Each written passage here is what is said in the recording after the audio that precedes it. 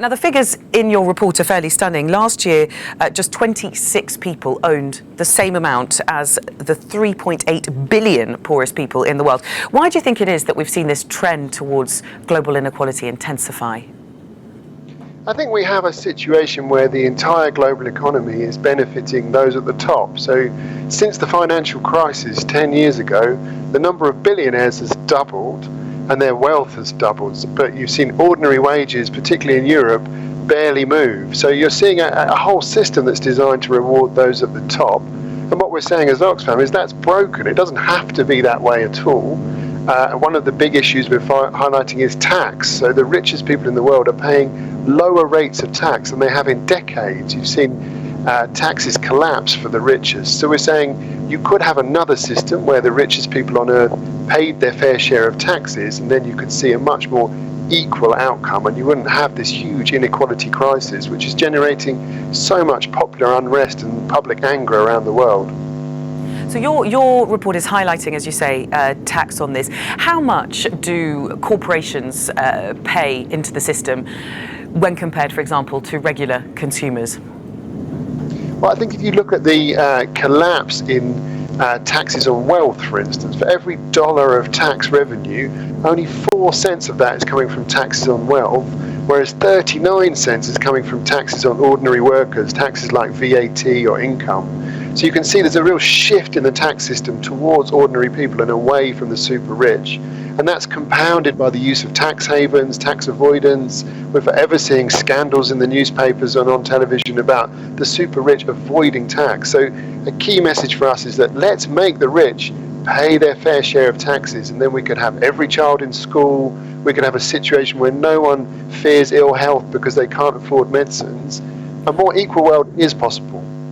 What are the social consequences of this enormous disparity between wealth? I'm thinking particularly of countries like Brazil that you've highlighted in your report, which has seen enormous wealth inequality in the past, but then had a burgeoning middle class for a while.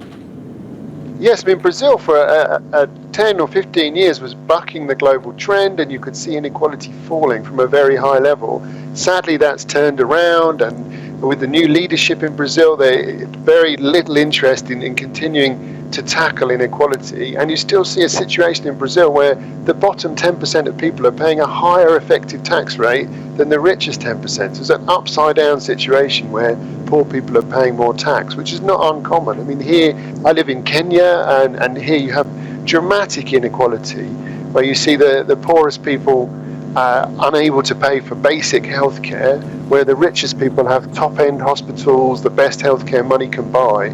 It should not depend on your balance whether your children live or die when they're sick or whether they get to go to school. It should be a right for all. And socially, though, what does that mean? Does that lead normally to a rise in crime? Does your research show when you have such income and wealth disparity? There's a very interesting quote in our report from a Danish billionaire who was visiting a Brazilian billionaire, and he talks about the fact that it was amazing for him. This Brazilian billionaire had a wonderful apartment with amazing views, but they had bars on the window and they had 3 levels of security to get in there. And the point being that crime is much higher in unequal societies, and even the richest have to live in a cage behind security guards. And a more equal society is better for everyone. It's better for rich and for poor. And that's what the research shows. And a more equal society is better in terms of your economy, it's better socially, and it's better politically. If you look at the rise of populism, the disappointment with elites, whether it's Brexit, whether it's Bolsonaro in Brazil, or of course Donald Trump, you can see how inequality is poisoning our politics and poisoning our democracy.